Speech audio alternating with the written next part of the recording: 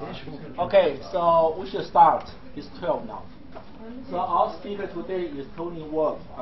Tony is visiting us from University of Melbourne, where he is a senior lecturer. In the Australian system, a senior lecturer is similar to an associate professor in the US system, right? Is that correct? Sort of. Like at the low end of associate. Okay. So Tony received his PhD from Princeton in 2005, and he has been working on a variety of topics, including graph algorithms, approximation algorithms, and algorithms on external memory, right? Okay, bioinformatics and complexity, communication complexity, and some people will wonder about who Andrew Wirth is. So the answer is his father. So, yeah. So let's welcome Tony to the beautiful weather of Chicago. Thank you. All right. Is this on? That works. Let's see. Does that work? Oh, good. Okay. Great. Thank you. So I'll admit that this isn't perhaps the newest work that I've done, although strangely enough it's only just about to appear. It's had a long sort of saga, and in fact it never appeared at a conference, so maybe Lance will be happy with this. It's only going straight to journal. And it should appear, if I actually approve the galley proofs today or tomorrow, it should actually appear in the next month or something like that. Okay, and this came out of a visit that I did actually about 4 years ago to University of Washington, which is where Venkat was at the time, and Amit was also visiting there. And then I did a lot of the work on this then, and then sort of brought this problem home, and there was one last piece of the puzzle that I couldn't figure out. And I talked to my father about it, and then we sort of figured out, oh, that's what you do. And that was the, that sort of glued everything together. So that's how my father got involved in this as well. And I was saying to me earlier that in fact Amit's father is also a university prof, although he does like differential equations. So at some point I'm hoping that maybe Amit and I and our two fathers can all write a paper together. But that might be a bit tricky. Okay. And really mostly I'm an algorithms person, but occasionally I do some lower bound stuff. Amit is much more of a lower bounds person, but I thought since I've known Lance for a while, I'll do the one and only lower bounds talk that I can do. All right. Okay, so this problem is about estimating weighted averages. I'm just going to explain where this came. It's kind of faint. Can you see that? Yes. I see. I don't see certain colours very well. Okay, so this problem came from some work that my colleagues do in information retrieval. So I'll tell you a little about where this problem came from, and I'll talk a bit at the end about we'll talk about some lower bounds. So we'll get to the fun stuff there. Now, the one other thing I was going to mention, I bought some popcorn in the centre of Chicago yesterday, and I got way too much. So if Ming wants to hand that bag around, I don't know if anyone, does anyone like pumpkin-flavoured caramel popcorn? I mean, there's no way I can eat all of that. So if you want to pass that around and crunch away, it's feel like we're at the cinema or something. All right, fantastic. Okay, so let's get down to the business of what I'm trying to do here. So I want to estimate the weighted mean of some numbers. So what I've got is somebody gives me, or we pre-specify for the problem, a vector of weights. And the weights somehow start from something large, like 1, and then or sort of decrease to something sort of very, very small. And so this vector of weights is fixed, and then somebody gives us a vector of values, which we'll call y, and we want to calculate the weighted mean of these things. Okay. So you can imagine that the simple problem being what is the mean of some certain quantities, and saying how many of these quantities do I need to inspect to get a good estimate of the mean, and how can I do this? So one is, what is a good algorithm to solve this mean problem? And then secondly, how many values do I need to inspect to get a reasonable estimate? But we're going to look at the weighted mean version, partly because the mean has already been analysed, and partly because the weighted mean relates to something that my colleagues in information retrieval do. Okay. So how few of the y values do we need to inspect, and which ones should we inspect to get a decent value of a decent estimate of the weighted mean. Okay, so there's been some interest in evaluating retrieval systems. So you go and you say to your retrieval system, I'm interested in this topic, find me some documents that relate to this topic, please. And then the retrieval system comes back and gives you a ranked list of documents. And you want to know, is this actually useful? Are the documents that return relevant to the topic in some sense? So you have to come up with some kind of score. So you say, well, if the document at the top of the ranking was relevant, then maybe you get a big score for that. But if the document at position number 200 was relevant, then, well, somehow that doesn't need to be rewarded very much because, you know, maybe not many people are going to bother looking that far down. Occasionally I'll probably go to about 130 something or others in Google, but that's pushing it. Okay, so what's expensive here, though, is determining whether or not a document is relevant, right? Because you have to, in these, they actually have these, well, they used to, I think they still do have these sort of competitions between these retrieval systems, and they actually have to pay people to read the documents to determine whether or not they are, in fact, relevant to the topic at hand. So, in some sense, a notion of query complexity is the right model here, which is to say that the internal computations are very cheap, but what's expensive is querying the relevance, or determining, in this case, determining the y value. So the y value represents, you can imagine it as either being a 0 or 1 thing, no, it's not relevant, yes it is, or maybe being some weighted judgment of relevance between 0 and 1 if you want. It doesn't really matter for the purpose of this analysis. Now, we're going to focus on linear metrics, and hence the weighted mean sort of analogy, but even within the retrieval world, there's no real sense of consensus on what the right metric is to use. So that, I mean, that's, I guess, a whole separate topic, but we're just going to assume that it's something linear. So I guess I went to a talk about this sort of thing, thought, well, that's interesting. Is there a nice theoretical question here? And seem to have extracted this linear sort of weighted mean question from it. Okay, so what's the sort of what's some of the sort of background in terms of estimating the mean? So you can imagine some sort of decision procedure that inspects some of the values and then returns its estimate of the mean to you.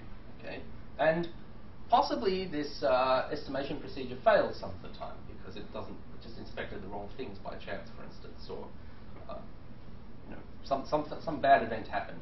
But let's say that the probability of this bad event is at most delta, and let's also say that what we want to do is to get an additive approximation of this weighted mean, for instance, or the mean. So we output some quantity z, the real value is mu a of y, which we don't know, but we're trying to get a good estimate of, and so what we want is for the difference between what we say and what the actual value is to be at most epsilon, and we want this to happen with high probability.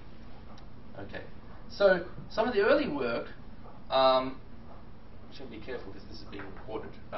So I'm not quite sure. There were some queries about whether there was actually a flaw in this paper, but I don't want to say there definitely is because I'm being recorded here. But there's some people we communicated with said there might be something funny in there. I didn't find anything, but anyway, I don't know. Anyway, so this early paper showed that you need at least 1 on epsilon squared log 1 on delta samples to get an estimate within epsilon with probability 1 minus delta. Okay, so this was a sort of a lower bound result. A subsequent paper gave sort of 2 extra techniques. One sort of talking about something called block sensitivity, which I'll explain in more detail later on, to come up with some expected query complexity results. I'll explain very shortly what I mean by expected in a moment. And then some stronger techniques to come up with a sort of a more well, that paper has lots of results in it, but another one is to rederive this sort of 1 on epsilon squared result. And that has some quite careful analysis of sort of symmetric functions in some sense, where you can change the order of the values and it doesn't have any impact. Now note that the mean problem is in some sense symmetric, but our weighted mean is not, because we're kind of assuming that some of the values have larger weights accompanying them up than others, right? So you can't just change the order of things. Okay, so this is what we use now. Yes? Can I ask, I think I'm missing something. What is the statistics of y? What are the statistics of y? What are we assuming? Nothing. In some sense, only that their values between 0 and 1. And then how do you define probability? The probability is over the choices of the things that we examine. So we make randomized choices. That's actually a very important point. So I'm approaching this from the sort of way a computer scientist tends to think about things, which is, let's look at the worst case, or if there is some randomization, it's something to do with the choices I'm making, not to do with the values that I'm getting. A lot of the work in the retrieval in the way that you evaluate retrieval systems tends to make some distributional assumptions about the relevance of documents and so forth. Can I say it's the worst case of the errors you make by your randomization? Yes, in fact, I'm sort of about. This slide kind of addresses this issue, but yeah. I have a related question. I think that will Yes. at least help me understand. So, what do you mean by samples on the previous slide? Previous slide. Okay. Some number of samples suffice. So what's a sample? A sample, you inspect one of the YIs. Inspect one of the YIs. And you get, or you ask an oracle, you can imagine an oracle, and you pay the oracle $1, and the oracle says, this is, you asked me for, I want to know what the value of Y20 is, and you pay the oracle $1 and it gives you Y20 back. And this is not a sample in the sense that it's not random. No, it's not. Well, Y20 is some known thing, right? It's numbers. Well, we can choose it randomly, but it's not random in the sense that it's right. The YI is random. No. So it's not a sample. So perhaps that's the wrong word. Well, you're only looking at That's why I was kind of confused. looking at small fractions, so it's like sampling. But I guess you could argue from the point of view of sampling that, a statistician, there's some unknown stuff out there that's true, and I go and choose which of these things to inspect. Is that not a sample? But for signals, even determining signals, we call it as samples when we say a particular time what the value is, things like that. So unreasonable. Sure. I'm happy to go with your definition for the next. Okay. 55 minutes. All right. we can talk about. I think I'm talking to you in the afternoon. We can debate that afterwards. I actually did start getting involved in some literature on survey sampling at some point when looking at this. So it's something to do with the I don't use any of those techniques, but there is some stuff to do with the way statisticians do surveys and so forth. Okay, so yes, so maybe the analogy with the oracle, sort of, you specify what you want, you pay the oracle 1 unit or whatever it is, and the oracle gives you that answer, and then you make these choices as to what you want to ask the oracle. Okay, where was I? Oh yes, so just in terms of worst case and expected, so you could imagine this is some kind of decision tree in some sense. You start at the top of this tree, you say, I want this, the oracle gives you the answer, and you say, okay, as a consequence of this answer, I'm now going to ask for this. And then as a consequence of that answer, you ask for that. And so you could imagine either having a randomized decision tree, or another way of looking at it is that you've got a large number of deterministic decision trees, and you make a random choice at the beginning as to which of those you're going to use. It doesn't really matter which you choose. So, or which way you view it. So the worst case performance, in some sense, is looking at sort of, for a particular decision tree, looking at the largest number of, the largest path from the root to a leaf on that particular decision tree. And the expected is sort of like saying, well, I've got a whole bunch of decision trees, and I want to know what the expected length of the path from the root to a leaf on a successful computation. Now, when I talked to Amit, as we were preparing the sort of final version of this paper, I talked to Amit Chakrabarty about this, and he felt that somehow this worst case was kind of a very strange thing to think about. Like, why would you care about some obscure path that happens to be very, very long? Maybe the question that's really of relevance to the people who do sort of communication complexity and things like that, as he does, is sort of what is the sort of expected length of the path. I'm not going to spend a long time I'm not going to spend a long time worrying about that, but you can in fact convert a sort of a worst case lower bound into an expected lower bound by just shaving off this factor of log 1 over delta. But I don't want to sort of press that point harder at the moment. Okay, so what did we do? So in general, the problem, you can come up with an algorithm which I'll show you, which is not particularly sophisticated, which has the same upper bound as the mean problem, which perhaps is not so surprising in some sense. But what were the other sort of results that we did? Well, what if you think of specific weight families, and these arose from considering what people in the retrieval world had used. So one family you could use is geometric weights, where the things decline very, very quickly. In that case, it sort of makes sense intuitively only to look at the sort of values at the beginning, right? Because the tail somehow becomes very small very quickly. So in this case, you only need to, so here we're going to use eta to stand for 1 over epsilon, so here you need something like eta squared. You need to inspect eta squared things. In the case of geometric case, you only need to inspect log of eta. So remember that epsilon is a small quantity, so eta is a very large quantity, well, not very large, but a large quantity above 1. So here we might have to look at eta squared, here at log of eta. In the case that the weights diverge and form a divergent series, we know that you need to look at eta squared. And in the most interesting case, at least I think, is the sort of power law, where the weights sort of make a convergent series, and in that case you need to look at e to the power of 1 over p minus a half.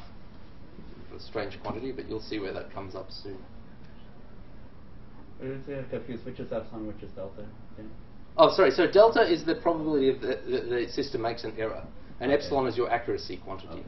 So in fact, delta is sort of slightly unimportant, I think. For the eta is the eta and epsilon are the more interesting quantities. How do you use the weights? How do you use the weights? Right. I'm about to show you. Do you want a preview or? No, I mean, so you take the first sample, you use one weight, right? Then you take the next sample, you use another weight. Is that how you? No, the weights are fixed. So the weights are fixed for the particular problem at hand. You've got these quantities yi that are being multiplied by, and you say you ask the oracle, I want this value. Oh, okay. I know it's so you know what the weights are, right? Okay. That's important. And then you say, now I want that quantity, and now I want that quantity, and so forth. There was a hand up. Yeah. So should I be thinking, I mean, I know you said that delta is not important, but should I be thinking delta is like epsilon small, or like 1/3 small, or? Goodness. Just imagine it's a constant, I guess. Okay. At least that's what, yeah. So I can tune my epsilon and my delta won't change? Yeah, I mean, they're kind of independent. In some sense, the delta is a sort of a failure probability. I mean, if you want to get the answer right 3/4 of the time, maybe that's just the way to view it, in some sense. And then worry about then sort of push the epsilon smaller when you want to get the accuracy better. Accuracy, precision? I always get those things mixed up. Maybe I should do mean precision. Was there a question? No? Happy to. I mean, I do have a question. So, if it's with this, the way you phrase this with epsilon and delta. Yes. I mean, it could be that if you're wrong, you're just incredibly wrong. That's true. Yes. Okay. So you might be, when you are wrong.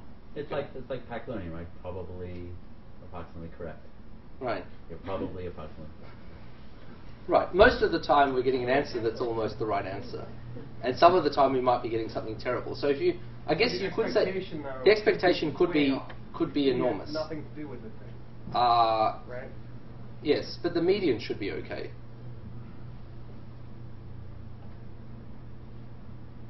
And I think that's the way you escape from that problem. Who wants the mean anyway? You always want the median, don't you? Also, do you have any results on general weights, or you just have these families of weights? Sorry? No. I mean, one interesting question would be, if your weights satisfy these properties, what do you do? We don't have an answer to that yet, unfortunately. Okay. All right. So, what do you do in general? So, if you have some independent variables that are bounded, then when you take the sample mean of these things, it's close to most of the time, it is close to the actual true mean of these things. Meaning that the probability that it's at least epsilon away in an additive sense is bounded above by this fairly small term. So again, you've got this, I guess in theory, other than, some of the time, with that probability, that you could be way off, and again, you may have a terrible estimate. But most of the time, you're close. So I guess again, that means that the median of the sample estimates is sort of good. Is that right? Something like that, anyway. Most of the time, the sample mean is a good estimate. Okay. Now, what do we do here? So we're going to have these quantities bi, which represent, in some sense, the normalized weights, right? So we divide through by the sum of the aj's. And then what we do is we just choose, I guess I haven't written this in terms of the oracle, but in some sense we say, well, what we're going to choose with probability bi to ask the oracle for item I, or the ith indexed item in some sense. And we just do that, in fact, in some sense, with sampling with replacement in a way. So you just make a whole lot of independent choices, and you're going to say, on this trial I want this one, on this trial I want that one, and so forth. And the true mean of this process is, in fact, the quantity we want, that is the weighted mean. And if you do that, sort of plug things in, you find that if you have at least that many trials, then you get the right accuracy. So that sort of is a simple algorithm that just says, well, the weighted case is sort of no harder in some sense than the unweighted case, which isn't perhaps all that surprising, but it's worth sort of just noting that algorithm. Okay.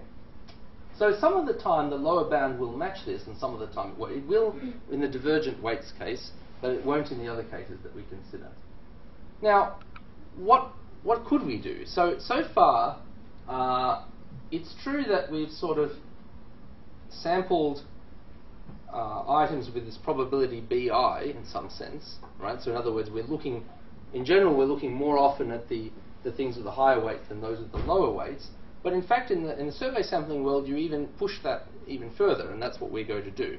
What we could do is to say, well, some of these A weights are so important that we're definitely going to inspect them, okay? And then the others will just do some sort of random choices over. Okay. So we're going to have another, hopefully I haven't got too many symbols there. This is a Beamer talk with a lot of equations. I should tell you, by the way, in the last 2 or 3 years I've stopped giving Beamer talks and I've started using Keynote for everything. But this talk I originally gave in the days when I was doing when I was still using Beamer. Oh, one more point, in case you think I'm giving an old talk, I have actually, you're getting a new version, some new slides that no one has ever seen before. Because in preparing the final version of this paper, we decided we didn't like some of the things in the presentation. So there's some new things here. Okay. So, all right, where were we? So let's look at this tail, that is to say that the sum of the normalized weights after the particular index I. And let's say, okay, what we're going to do is let's say S will be the largest index for which this BI is at least epsilon over 2. And it seems to be that you really ought to inspect those things, otherwise your answer could be out by at least, if you have no idea what that quantity is, then your answer could be out by at least epsilon over 2, which doesn't seem like a good thing. So we're going to force the algorithm to inspect certain things. Okay, and then what I'm going to do is I'm going to calculate the weighted sum of those yi's. So I'm definitely going to inspect the first few, or first several, let's say, until the weight drops sort of low, and then I'm going to run the generic scheme, but with a lower accuracy on everything else. And I can get away with lower accuracy because somehow the total weight of everything else is sort of smaller, right? And so I just return the value that's M1, the estimate from the first part, plus the sort of reweighted amount from the remainder. Okay, so the beginning I definitely inspect, and the remainder I do a sampling process on. And that, in fact, is what the survey sampling people do in the statistical world. Some things are so important that you just have to know what the value of them is. Yes? So did you mention the divergent case where AI is sum up to infinity? Or I'm going to get to that soon. So then there's no BI. All BI. Oh, it's the okay. So it's the, yeah, I'm being a bit imprecise. I guess it's the truncation. I mean, it's the, I think of what the right word is. The prefix of a divergent series, let's say. You'll see when I get there what I mean by that. I'm being a little bit naughty maybe with my meaning of the word divergent in some sense. Okay, so what is the sample size? So the sample size is this S, meaning the things I definitely inspect, plus some term that looks like 1 on epsilon squared log 1 on delta, which is to do with the remainder that I sampled in that way, that generic fashion, but sort of taking into account that I had to sort of reweight everything. Okay. Now, this quantity seems sort of, this quantity sort of mimics what, as I said, the survey sampling people do, but it might not be so good because perhaps this second term is a lot larger than the S, in which case somehow it sort of dominates. And as a general rule of thumb, when you're trying to minimize something that's the sum of two quantities, it's a good idea to make those two quantities about the same, and that tends to minimize the sum. I mean, that's a sort of a rule of thumb rather than something sort of, you know, I'm not being too sort of definitive about that. So what we'll do is we're going to change S, we're going to inflate it a bit, so we're actually going to definitely sample more items, and that will hopefully push these two quantities to be sort of similar and make the sample size smaller. Okay, so we do this with the upper bound, with the power law case, for instance, and we say, so AI is going to be I to the minus p, and the p is going to be strictly greater than 1, so that we don't have a divergence. We don't even have the prefix of a divergence series. And this tail term, bi, is now sort of proportional to I to the power of 1 minus p, more or less. Okay, well, it's about this quantity plus or minus some error that's got to do with the size of bi. So what we want is that if you go back to the formula, we want those two terms. We had an s term and a bs squared over epsilon squared, and we want those two quantities to be about the same. And if we want that, then s should be roughly this. And I sort of thought, well, we're going to treat I'm being a little bit naughty here, we're going to treat the p as a constant because it's kind of given in the input in some sense. So more or less what you end up with is that if the query, so again, perhaps I shouldn't call it the word sample, if you have this many coins available to pay the oracle, then you'll get a reasonable estimate, or an estimate within epsilon at least 1 minus delta of the time. Okay. And that quantity, I guess one of the reviewers of our paper didn't like this epsilon to the 2 over 1 minus 2p, which is why I turned it into an eta to the power of 1 over p minus a half or something like that. I don't know, some people prefer to compare etas and some people prefer to compare epsilons, so I don't know, whatever you prefer. Okay, so this quantity is going to come up again when we talk about lower bounds. Okay. And it seems that, by the way, that this actually is the right thing to do for this power law case. What do we know about lower bounds? So I mentioned this paper by Yosef and others, and they say that the worst case query complexity of the mean problem is at least the minimum of this and this 1 on epsilon squared log 1 on delta kind of quantity. And note, by the way, that it's min, because somehow if this thing gets too big, then, you know, well, certainly if that second quantity ever gets larger than n, then that's kind of ridiculous, right? You should somehow, by sampling everything that's available, you've got to get the right answer, or querying everything that's available. Okay. So they also presented this technique, or this way of viewing things called block sensitivity. So you might say that a problem is epsilon sensitive to a block if somehow there's some case in which by changing all of the values on that block, I could, so you imagine the input and you say, look, I'm going to focus on this subpart of the input. Maybe if some adversary or somebody were to be malevolent and change all the values in that block, the answer would change by at least 2 epsilon.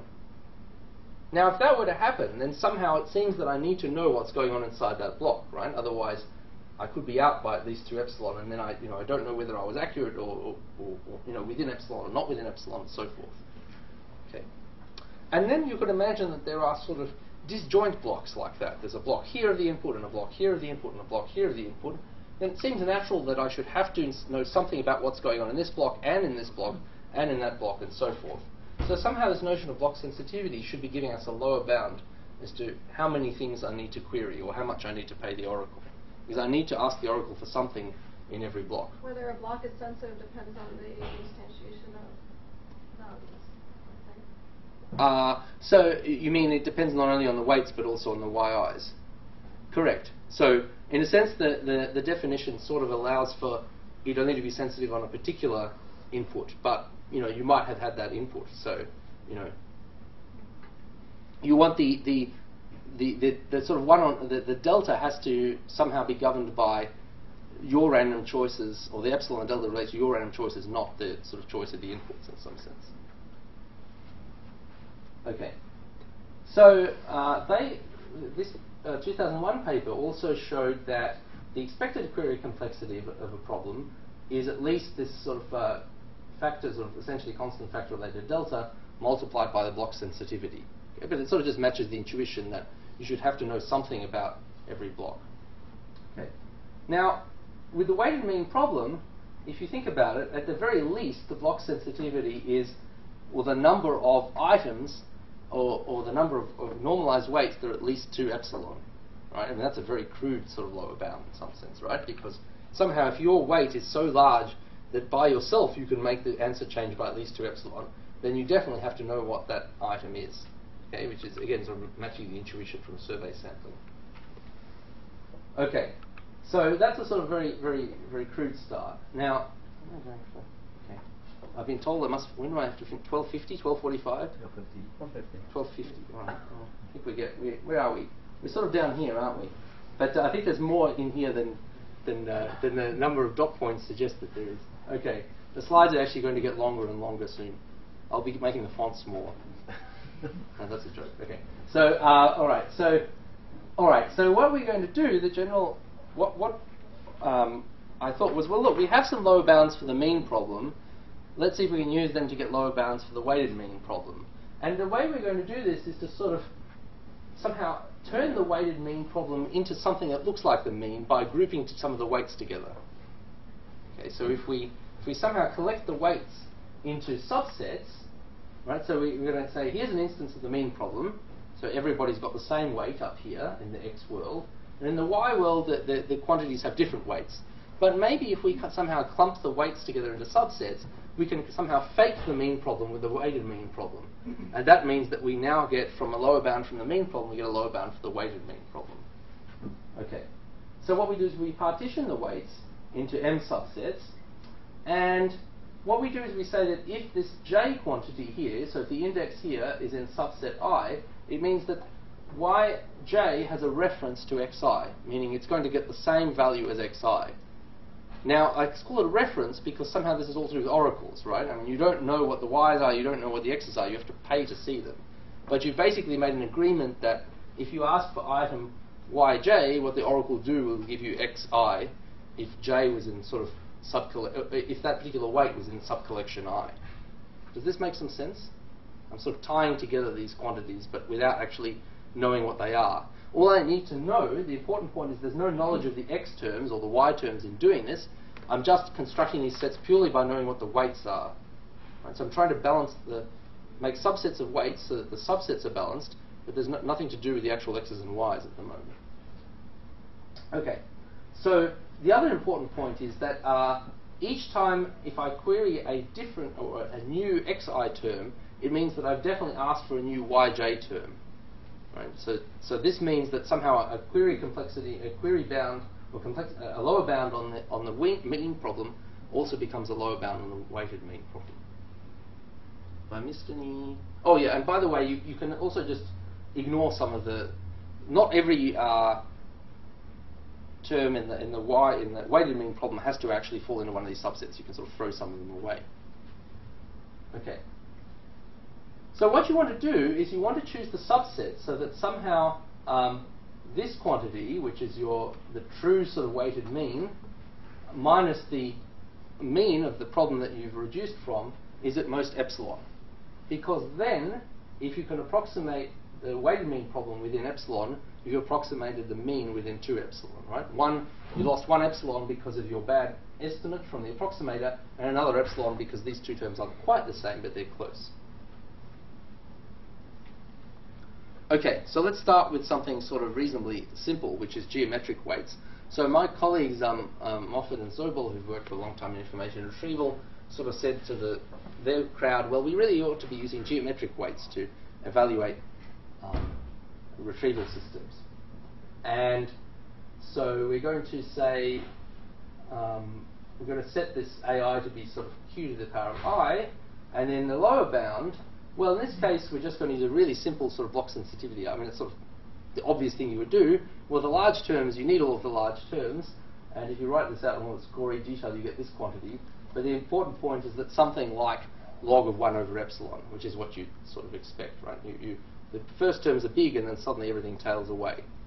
And it's easy to sort of just get a matching upper bound for that lower bound. You just keep querying until somehow the tail terms drop to below epsilon over 2. And then who cares what's in the tail, because they can't even affect the answer by epsilon over 2 anyway. So, I mean, the sort of the geometric case is the sort of easiest thing to think about, because it converges really very, very quickly.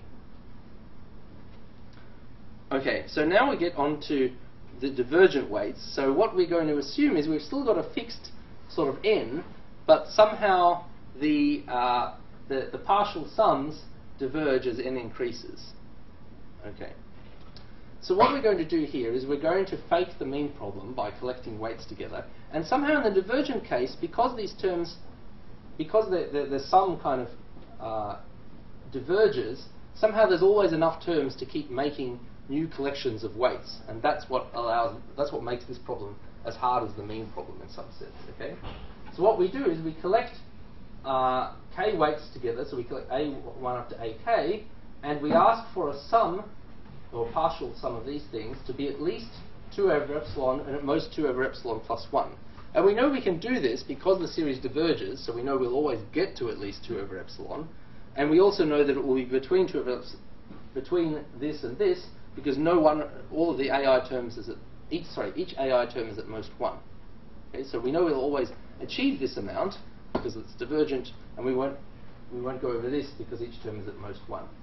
Okay, and we just keep repeating. So we carve off some of the terms into make S1, and carve off more to make S2, and so forth. And provided we have, so I guess you do need n to be reasonably large here, but provided you get this many subsets, I say C2. Oh, you should never have equation references in slides, but I couldn't resist. I can't do it with this. I could, I think, click a hand might come up, but I don't want to touch this setup, or George will become upset with me. So okay, so I could click the 2. I think it would take me back to where that came from. Okay, so if you've got that at least that many subsets, then you can show that the estimate, that the weighted mean minus the so the weighted mean for our problem minus the mean from the problem we're reducing from is at most epsilon over 2, which means that we can apply the same lower bound. Okay.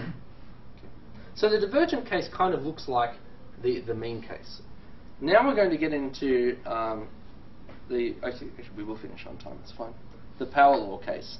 So I sort of picked this because, well, I guess a lot of people seem to like these things about power law graphs, and also the people in the retrieval world would sort of understand why we might want to use power law weights, right? They're kind of not as convergent as geometric, and not as badly behaved as the divergent weights in some sense. And there's some flexibility because you can sort of tune this p from being very, very close to 1 to being something a lot larger. Now, I agree that it doesn't answer what do you do in general with the weights, but I suspect it gives a good hint as to what to do. We just never got around to it. Or maybe it's much harder. I don't think it is, though. Okay, so let's start with the same principle that we've sort of seen in a variety of cases, which is, let's start with block sensitivity and make a block for every term that's at least 2 epsilon.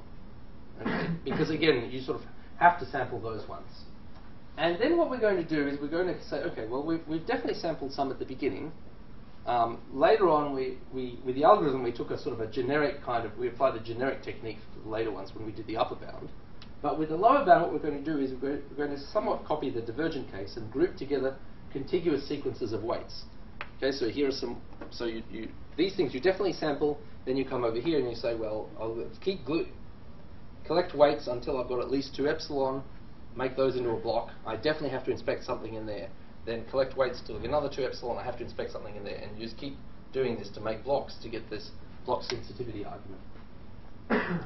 Now, what this means is that the block sensitivity is at least this S quantity related to the number of big terms, plus the tail divided by 4 epsilon. And it's 4 epsilon because, well, we've grouped things into a clump that's at least 2 epsilon, but we know that no single term is any larger than 2 epsilon. So the size of each clump is between 2 epsilon and 4 epsilon.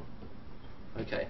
Now, what this means, if you, as they say, do the math or the calculations, what you end up with is a lower bound that looks like eta to the power of 1 over p, which is almost what we want. But I had this quantity of e to the power of 1 over p minus a half. And it would be really nice if somehow the lower bound and the upper bound could actually match, rather than having this funny little half gap in there in the power. Or in the reciprocal of the power, I guess, technically. So we're going to do something, and I'd be 12 minutes too early, so we're going to do something else. All right. So what we're going to do is we're going to have a sort of more complicated way of forming these subsets. So previously I just sort of grouped things contiguously, but I want to get these subsets to be really, really close. So maybe I may need some terms from here, and other terms from over here, and other terms from over here, and mixing these things up to get them to be actually closer to each other, and therefore looking even more like the mean problem. Okay, so what we're going to do is to assume that we've collected together the weights, so that the sum of the weights in each subset is approximately some quantity called rho. Okay, and this let's say approximately, in other words, within epsilon over 2m, and m is the number of disjoint subsets, or the sort of the size of the mean problem in some sense, or the number of inputs in the mean problem, I should say. Okay, so you're going to collect these subsets so that they're all about the rho, roughly. Now, if you sort of add everything up, then the true weighted mean is approximately rho times this quantity, which is m times the true mean, the mean problem you reduced from, right? So you have a mean problem on the x's that you're reducing from, and you want to turn it into a weighted mean problem. So we're going to fake that by collecting together the b terms, okay? And so we have the true weighted mean is going to be approximately the rho m times the true mean from the mean problem we reduced from, okay? And within an epsilon over 2, which means if we can epsilon over 2 approximate this, then we've epsilon approximated that. In other words, we've got an epsilon over m times rho approximator for the mean problem. Okay, so now the bit is, how do I get the rho and m and everything to sort of work? And that, I spent some time thinking about this. I thought maybe something with power laws. I had some crazy ideas, and nothing came to me. And then I let this problem sit there for a few months, and then then a conference deadline did roll around. So the thing about conferences is they do force you to start thinking about things again. Actually, the conference didn't like this paper, probably because I wrote it in about 36 hours over one weekend, when I also went to see a football semi-final and went to some birthday party. It was a crazy time. I have a habit of trying to write things at the very last minute for conferences, and then they get upset because they say, you only defined the problem on page 4, which was probably true. So anyway, but this now exists eventually. But the conference deadline did force me to think about it. So I went to my father and I said, I'm trying to kind of make these collections of things, and what do I do? And I mean, it seems kind of obvious when you think about it, but he's sort of, suddenly one day I was thinking like bin packing, and he's like, no, well, you want to do some machine scheduling. So he was a pure mathematician, but he now works in operations research, so he does scheduling all the time. Okay, so what we want to do is to collect these B weights into these subsets that are kind of similar. And this is in fact a very old sort of parallel machine scheduling problem, right? You've got these M machines, you've got the jobs all run at the same rate, and you've got these M parallel machines. And I think this old, I actually had framed the problem a different way, and then I've forgotten.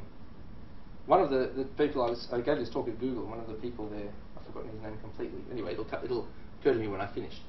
Said to me, why are you doing it this way? Why don't you just view it as the make-span problem? So it's kind of a sensible thing. So what you do is you just sort you're trying to schedule some items on some machines, or jobs on machines. You sort them first so that you've got the longest job first, and go down to the shortest one, and then each time a machine becomes available, you just slot that item onto that machine. Okay, so you imagine time progressing, and you say, oh, now a machine is available, next item, you go here. And this is a good approximation of minimizing the make-span, or minimizing the maximum completion time of the machine. But we don't actually care about the make-span here. We just want to get the difference in finishing times between the machines fairly small, right? We want to balance things out nicely. Okay, but it's still a reasonable principle. So what's the tool we use? So this is a rather nasty sort of way of writing this, but hopefully we'll make some sense of it. So suppose we've got these the timings for these jobs starting at T1 going down to Tn, and they're non-increasing, and that for some particular capital N, so this is a quantity smaller than the last job, and all of the i's less than that, the value of Ti is at most the tail terms divided by m minus 1. So if we have that being true, in other words, somehow what this is saying is that the tail is reasonably big. Hey, your i's and j's, your sum looks funny. Oh, no, it's sum over j's. Yeah, sorry, it should say j equals I plus 1 up to n.